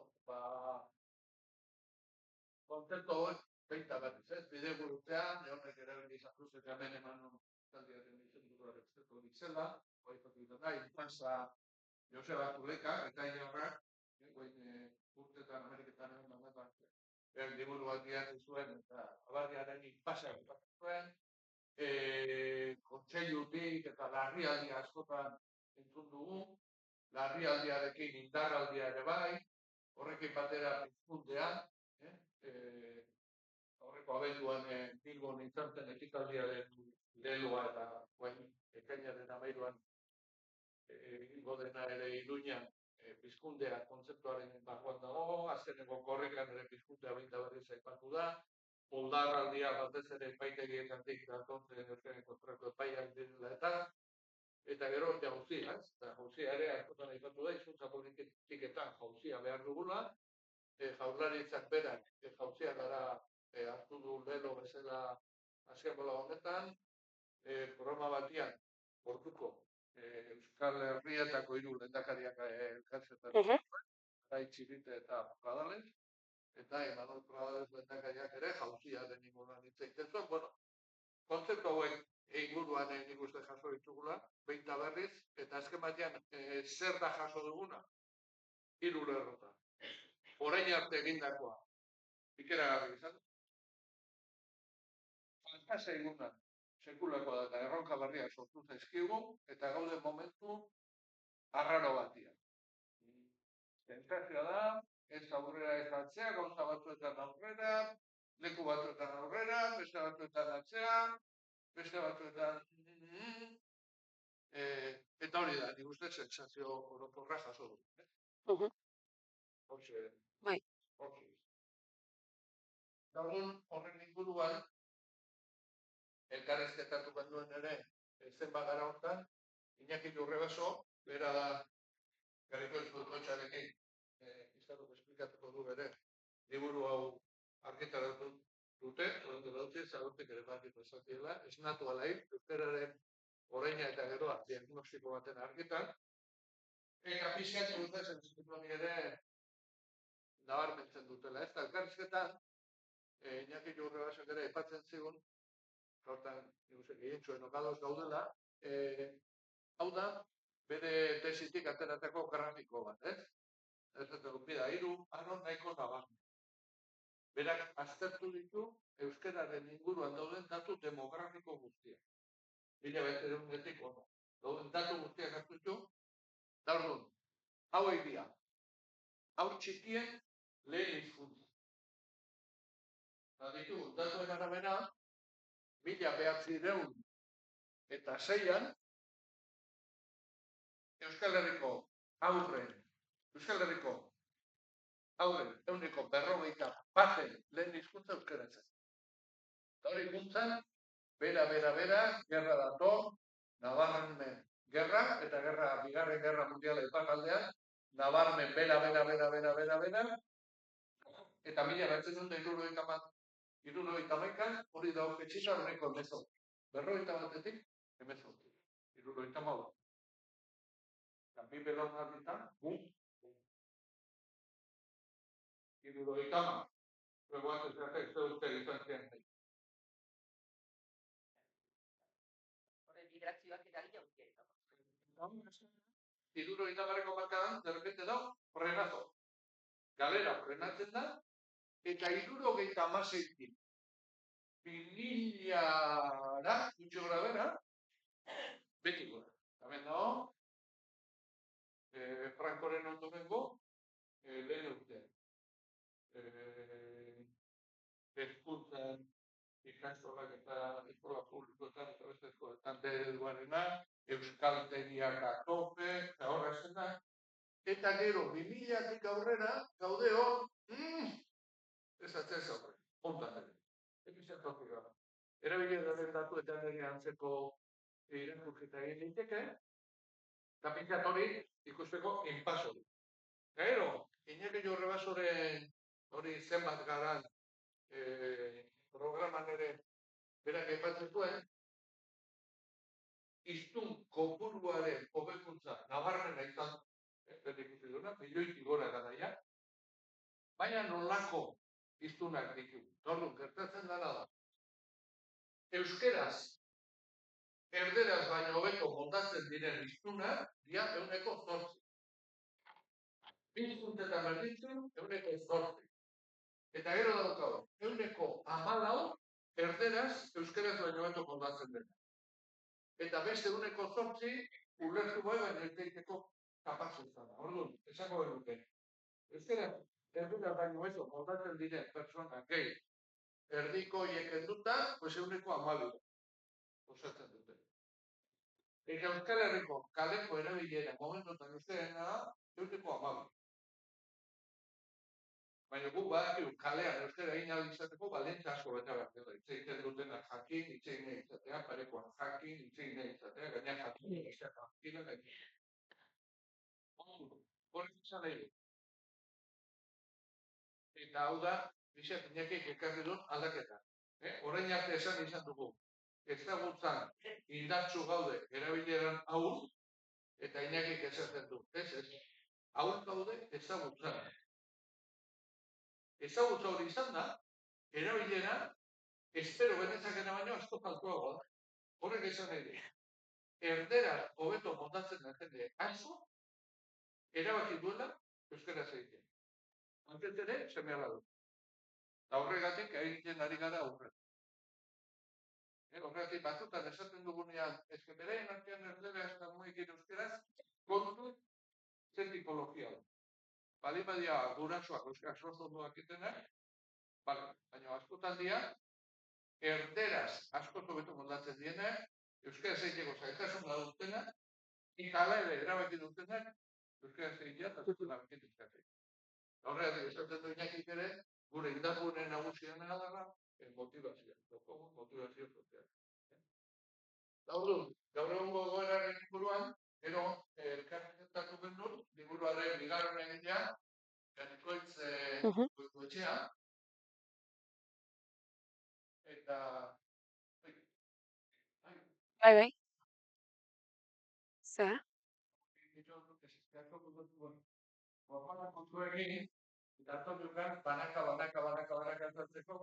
Berdin du. Bai. Hor, Kikek aipatzen duen liburuaren, amaiera... Bai. Amaieran edo aipatzen dira, erronka nagusiak. Zen lirateken, Kikek aipatzen duen inpas egoera horretan, kasu honetan Garikoitz Goikoetxeak eta Iñaki Jorrebasok, proposatzen dituzten, edo ikusten dituzten erronka nagusiak. Lehenengoa, balio ematea. Esan dugun bezala, ez? Orain arte egin dena izugarrizkoa da. Aurreikuspen guztien aurka, euskarak oraindik hemen jarraitzen du. Eta balio ematea. Egin den lan hori nolabat aitortzea. Gutxek, esan zion, aurreikuspen guztien aurka, hemen gira. Orduan, balioa ematea eta lan hori aitortzea. Bigarrena litzake begiak, begiak zabaltzea edo. Badakigu euskara minorizatu nahi duten indarroiek hor jarraitzen dutela. Epaitegietan, egunerokoan entzuten ditugun kasu horietan. Orduan, minorizazio horrek jarraitzen du. Eta hor, Garikoitz eta Iñakik aipatzen dute, niri asko gustatzen zaiten, baikortasun arduratsua. Eta pixkat da, hori ere, tributik hori saiatu gara egiten, programetan egiten dugu euskararen nolabait irakurketa objektiboa, baina horri nolabait ikuspuntu baikor bat ematen diogu, eta hori saiatzen gara horri umorea eta entretenigarritasuna gehitzen.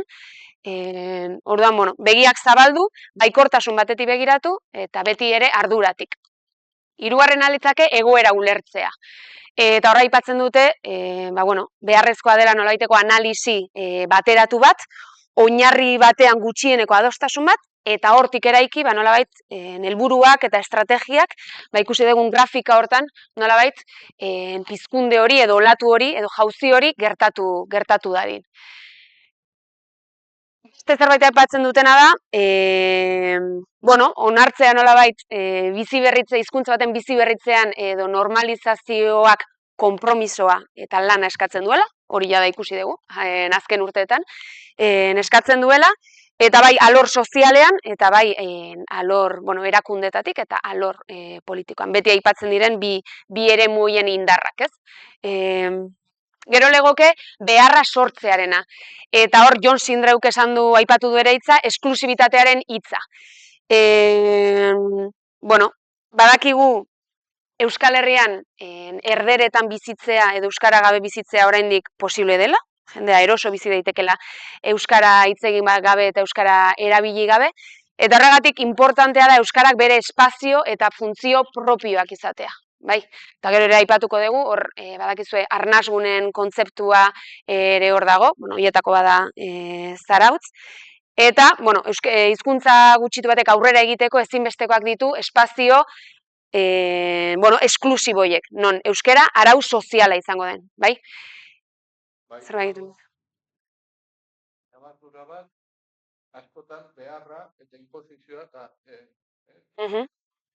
eta kuriosoa, hizkuntza bat zenbat eta beharrezkoagoa izan, orduan eta gutxiago inposatzen. Behar bat dira, ez? Hori, eta hor badago esaldi bat, asko gustatzen zaitena, ekonomista katalan batena, eta horrek esaten zuen. Respeto no impone los jefes, los facilita.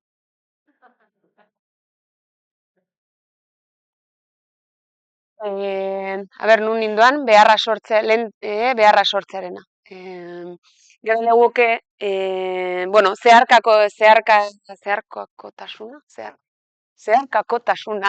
Horren asko aipatzen da, ez, euskara hizkuntzaren edo euskararen aldeko politikak eta, noski, euskara sailetik egiten direla, baina euskara dakigun bezala komunikazio tresna bat den heinean, eremu guztietan dago, zeharka dago. Eta euskararen bizi berritzen ere garrantzitsua da, bai kirolean, bai turismoan, hirigintzan, guzti horietan ere pentsatu behar dela euskararen bizi berritzearen klabe horietan. Gero dago nagusitasuna lortzea hori beharrarekin lotuta dago, esan duguna, arnasguneena, espazioena, herriena, nun euskara izango den araua, eta euskarak arnasa hartuko duen. Gero dago trinkotzearena. Euskaldun gehien erdera araua den tokietan bizi dira, eta hori importantea da euskaldunak beraien artean nolabaiteko saretze bat eman dadin, eta horregatik, ezagutuko dituzue, Euskal Herrian barna existitzen dira, espazio soziofuntzionalak deitzen zaien, edo nolabait euskaldunak elkartuko diren, testuinguru erdaldunetan ere, euskaldunak elkartuko diren, saretuko diren espazio eta dinamika horiek. Esate bat hori izan da, hiztun aktiboak eta programa bat egin duen, eta da laba elkartea. Hori da, Iruñera baldin bat orten, Gaztelu plazan, orain hango euskaltzalek sortu dute leku bat, euskara bizitzeko, eta gainera, bat egiteko, euskariak eta bai. Gaztelu plaza, euskara, Iruñeko erdigunera ekarri. Eta, hori elkarrizketatu hiztun aktiboen programa, eta hori polizia subliminala da, Iruñera baldin bat orten, pasandik, apertaktu, botandu, kaldu, neurri, eta horreko. Eta, azken bi puntuak esaten duna atxikimendua elikatu, oso ezberdinak diren eragileak edo entidadeak, saretzearen kontzeptu hori, eta azken alitzake, Kikek ere aipatu duen jauzia, pizkundea, nolabait ikusi dugu, inpas horretan bagaudela, euskara, ahultzen ari denaren sintoma batzuk edo usaintzen ditugula, somatzen ditugula, eta hor behar dela horrelako olatu edo pizkunde edo bateratu bat. Eta, elkarrizketatu ondoren, elkarrizketatu genuen Jon Sarrazua, eta egiteko, eta berak epatzen zituen ideia nagusien artean zegoen, gu eta gure generazioak hona ekarri gaituen balio batzuk eman dizkiogula beti euskarari, ez? Balio kontakizuna. Eta da, euskara balio du, euskarak frankismo barrutik gainera sortutako histori bat izan da. Euskara no vale para nada esaten dutenek, hemen balio bat eman zaio historiari biktima kontakizun batek esarri gaitu. Hau da, euskara zafundu ditute, jazarri ditute, zigortu ditute, eta beraz, mekagoen da letxe, guk aurre ingo dugu, etorkizun kontakizuna, eta hori, zuen belaunaldiak momentu batean erabakitzen gure txekala bat euskaldunak izango dira, gaurko izauten dira, ikastolak, ereduak, eta gero justizia kontakitzen. Euskararen kontratu guztiek aurre egite aktiko gara eta saiatuko.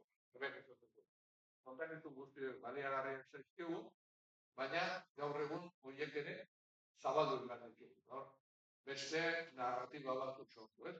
Elkar bizitzarena, justiziarena, elkarrekiko errespetuarena, eta bat. Baina esaten duen euskaldun osoen trinkotzearen idea ere berak errepikatu zuen, eta gero erronka nagusian du, zerren nahi zuen, eta gero gauza gutxi gelditzen. Denak daudela.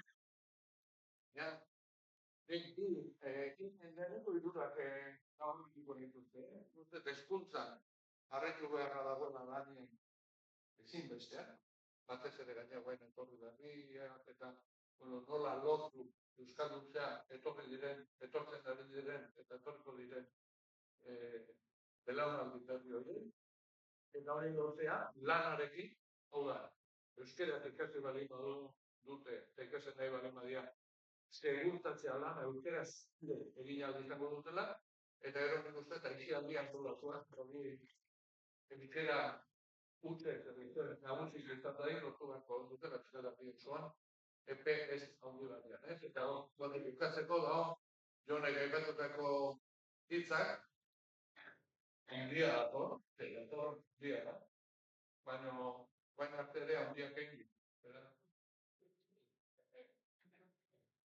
Eta gero, barkatzeko, zer egin dezaket. Zer egin dezaketu ez duen, gauzaz. Mira, lehenengo gauza. Lehenengo hitza euskara. Parian, dagoenak, daukan kolorea daukala, daukan jaskera daukala, daukan itxura daukala. Eta hori, batez ere ostalaritzan eta importante dala, euskara egitea, guk erabiltzen espalin badugu, kanpotik atotzen nahi ere, ezak ere hori. Hori da. Hemendik horietan, konfiguratu euskara erabili tabletetan, telefonoetan, dendetan, jakitenetan, parte hartu euskarazko ekitaldietan, gauden gauza honak telebistan ikusi, somatu dugu gure programa guztiak ez dituzuela oraindik. Egunean behin bezalako jolaketan euskaraz egin, euskaraz irakurri, eta praktika taldetan parte hartu, egin daitezkela, eta hori izan da gure programan ere, saiatu garena zabaltzen, 11 eta 22,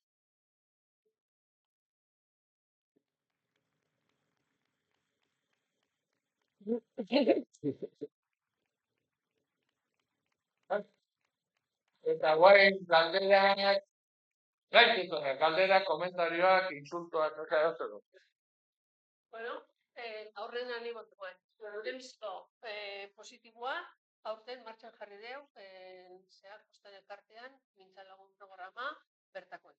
Ez da jende gehiago apuntatu, baina, kostanaka, ia badan posible. Hori hona. Eta hor erronka badago, laurtetakoa, euskara gaiak gehiago izatea nahi dugu, eta ponenteak ere, hortan sartu. Erabidean ere gehiago. Gure da, pero itxarrena, gaur. Helburua ez da. Nire jartzen da izan, gure. gehiizkoa izango litzateke, 20 urte damazkigu, datorren urtean egingo ditugu, eta gazteleraz hasi zen. Eta, denborakin gehiago nahi deu, eta 40-60 da aurrenengo plan honen helburua, gero ikusiko da. Eta txarren artean, nik galdera bat egin nahi dute, administrazioen inden lan urte askotan, administrazioa gazteleraz ere zaila da, entenditzen, euskaraz zesanik ez. Orduan oso kontrajarria da mesua, politikoa preokupatuta daude euskararen adikundean eta bizkundean eta talakoan, baina gero bere egunero kontuazunean, nahiz da, nik jakin itzultzaileek saiatzen direla euskara aldan errezenata egiten, zein itzkoa da askoen. Posible. Eta orduan, zu jasotze zuele egitan idatzi bat etxian, ostras, udaletxikoa, baina, gaztelerakoa, azkar. Hor, erronka handia da, eta ez da geuria baizik politikoetan. Bai, ados. Bueno, jamortura txiki bat ingo izan. Batzuta ez da ulertzen. Beraz, ez. Hainbatetan, batetan, astezeak, baina, ni udaletxean lan egin nun, esan da, udaletxean lan egin nun, guendala urte asko ere, eta orduan batzen naiz, recurso de reposición. Euskaraz nola jarri, birjarpen errekursoa. Birjarpen errekursoa ez da ulertzen. Eta recurso de reposición ere.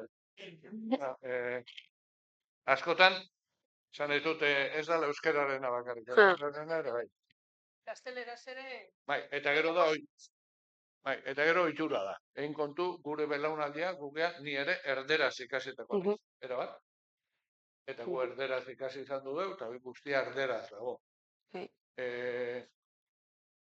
Zuen belaunaldia beste bada. Ni alaba daukat. 2 izaro baino sartxeagoak eta bat gaztexiagoak. Haiek uste ez dira. Euskaraz hobeto ulertze dute erdera. Baina hor badago aldaketa bat etorriko da eta handia. Google numeroak erdera. Tolosako perillan, keton. Keton, 17 más 8 más 7. Eta gaur egun, Gasteizko familia erdaldunetako, giro erdaldunetako, seme alaba erderaz bizi denak kontuk euskaraz eitzaitu, matematik euskaraz eitzaitu. Haiei, justu, hoi atatzen zei euskaraz. Zer eta egiten da? Guri euskaraz egin eta gu monjak egin genbiltzalako erderaz egin. Bai, eta orduan... Zaigu geuri buelta ematen tortillara, Bai, orduan hori badia, nik uste hor, bi ikuspegi daudela, gure generazioaren ikuspegi bat dago, gure bizipenetatik, eta gero da hori, askoz gazteago, gazteago entzat, gauza batukoko, gu udaletxean iketik, Iguaten ez, udaletxean nola sartu zen gizon bat, bulegoan lanen, euskara zerbitzua sartu, bat sartu zen.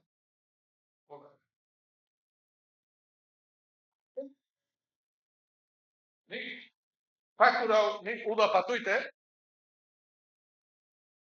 ez, baina hau ez da, hori beste, hemen, nik uda patuite eta hau zen bialdu iatu eta, utzi ez du. Uda, baina, hau, uda nahez da, hon jartzik bat. Hemen, ez, hau da, Tolosako udala. Hon jarrek. Ayuntamentua, moten, zertu ez deno ulertzeko moga. Hortik gato. Hortik gato. Udala, pues, hitz arrunta ez, arruntetan arruntena. Baina orduan, zendeketu. Bai. Galderaren bat edo?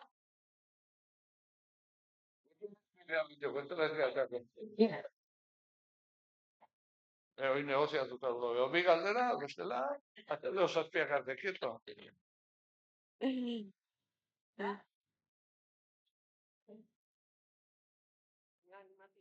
Euskaldunak ematen zit. zer aipatzea. Sare sozialetan hori aipatzea askotan nola da goera. Porque gaur egun informatu dana hori egiten dela. Zate gaztek gehiago dutela, bueno, nola? Hor, bueno, sare sozialetan justu bain datuak naiz batzen justu programetako batean aipagatu genituen sare sozialetako datuak, bueno, hor aipatu dezakedana da, guk ere egin nahi izan dugu gure ekarpena, pixkat garazi goiak esaten duena, ez?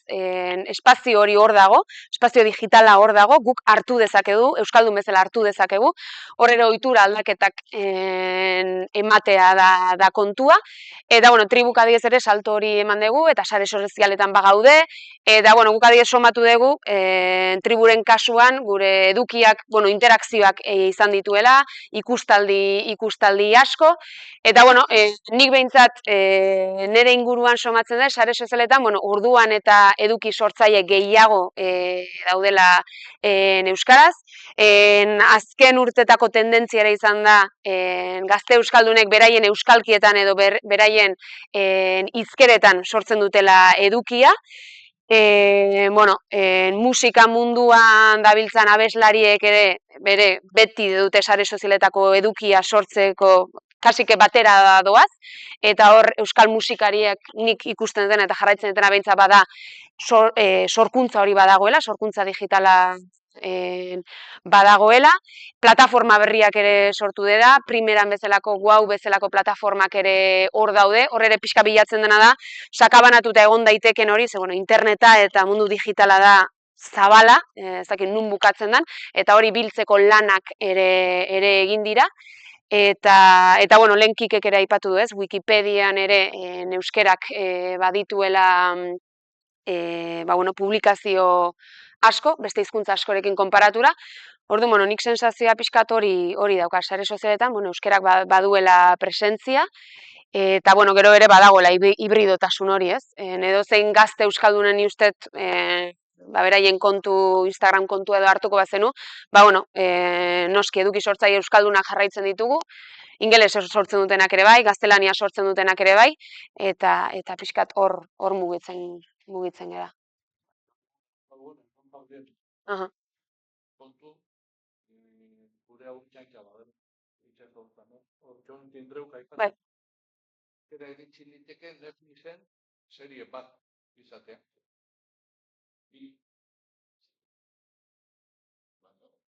Tamaina daukagu. Orduan, bueno, horre daukagu erronka hori da. Hori, hauek aipatzen dutenarekin lotuta, hor dago eskaintza eta kontsumo. Eta hor kontzatzen dugu. Eta nuke hor daukagula gu, katalanak ere, gu bezain kezkatuta daude. Zergatik, pues, ikaso hori, batez ere ingleset, eta gaztelanien datotelako. Hala, inglesa eta gaztelani. Dau beste. Frantzesa esate baterako kuriosoa da. Urtero jaten ez, Donostira matiko ditzara. Zerre batean behar, koikoan gaina izarro gentzara. Eta galdetzen diet, dago galdera bat, egiten dira Donosti magisteretak euskaraz ikasen nahi dianen. Zuetako zenbatek ezautzen ditu momentu honetan arrakasta duten eta frantsesez kantatzen duten bi talde. Egun tapiko launetatik, normalian Irungo jendea dago, konturiko jendea dago, frantzeriko jendea dago. Mugatik 10 metrota dutxik gara. Frantzesa da munduko hizkuntzari potentenetako bat, eta ez da kapaz, Santiagoko zubia 2 metro pasatzeko musikaren bide. Hor bizi. Sare sozialekin lotutan igual aipatu, duela gutxi ikusi dut adibidez, Euskal Herriko gazte sortzaileak, eduki sortzaileak, bueno, eduki sortzaile azkenean da, interneteko plataformetan, Instagramen, bueno, Twitterren eta plataforma horietan, nolabait, edukiak sortu, bideoa grabatu eta igotzen dituzten pertsonak.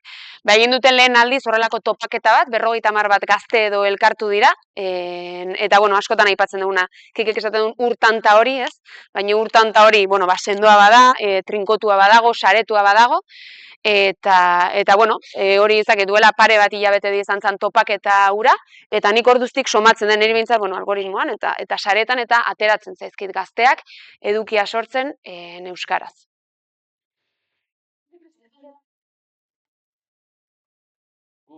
Eta aisialdia ematen dio zara.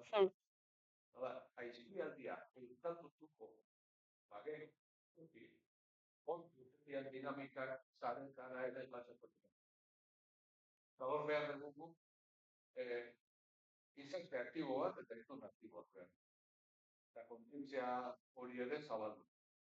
Eta horrek ekarriko du, sare batzuk, euskarak sortzea, eduki batzuk euskarak partekatzea, euskadiko edukiak ere hori izatea.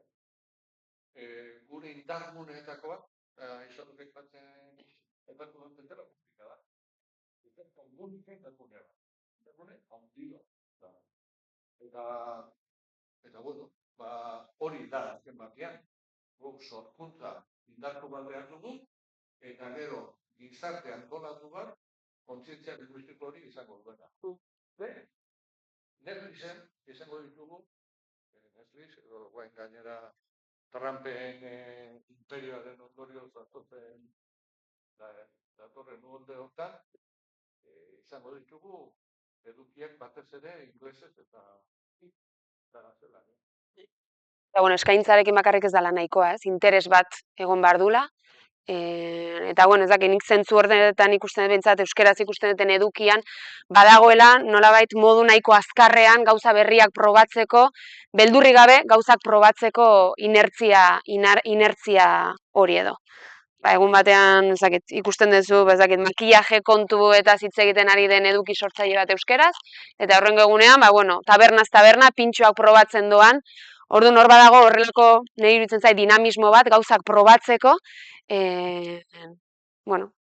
beldur gabe ez dut esango, baina ausardia batetik eta probatzeko nahi batetik. Eta beti ere hizkuntzari ahalik eta funtzio gehien emateko nahi horretatik.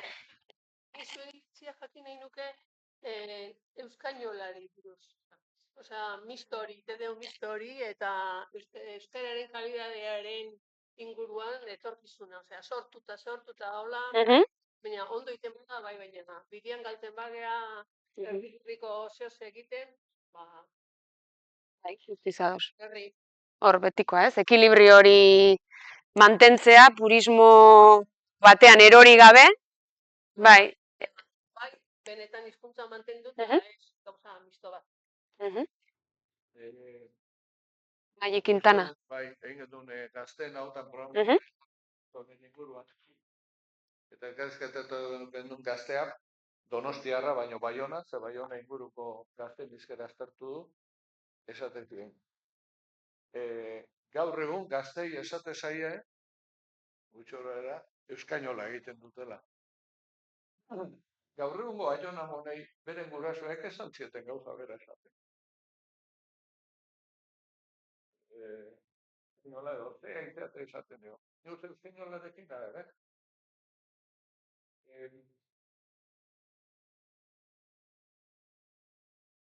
nondik behiratzen den, galera da.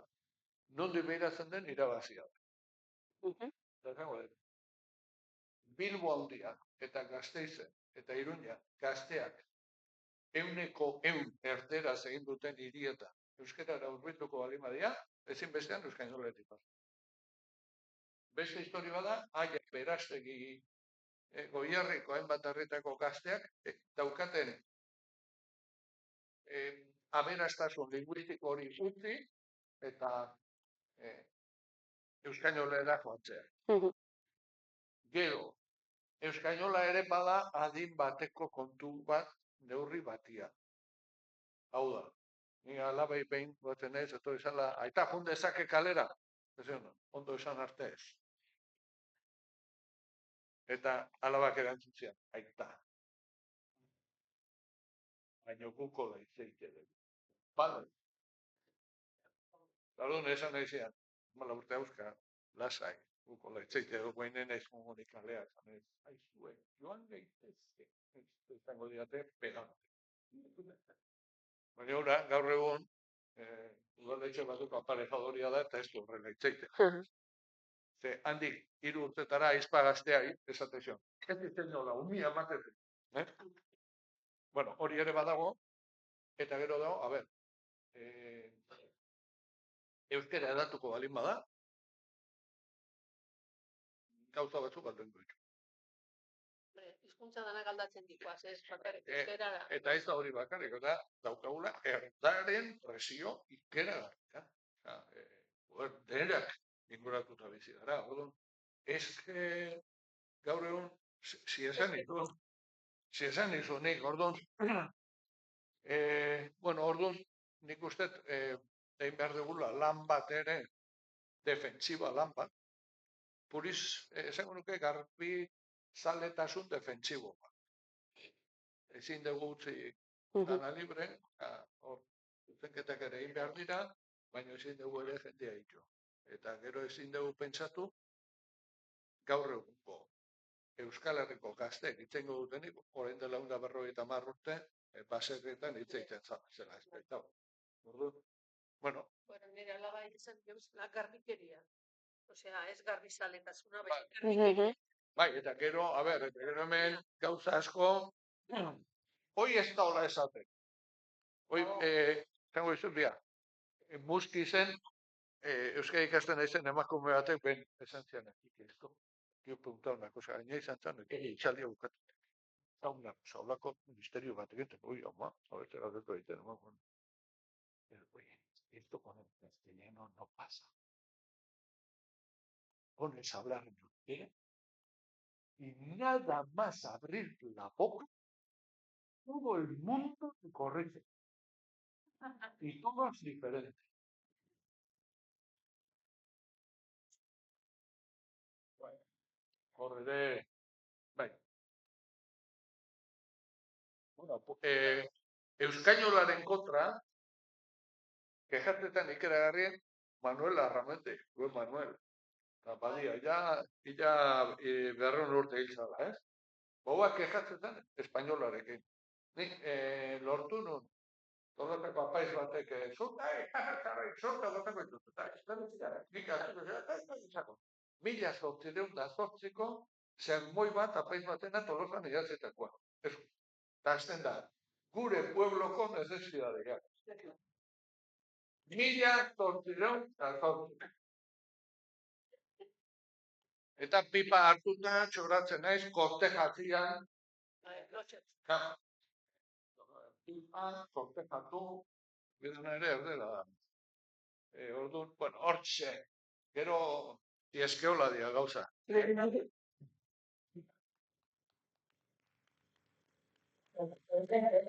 Mila esker. Ejemplo no eman gaztei,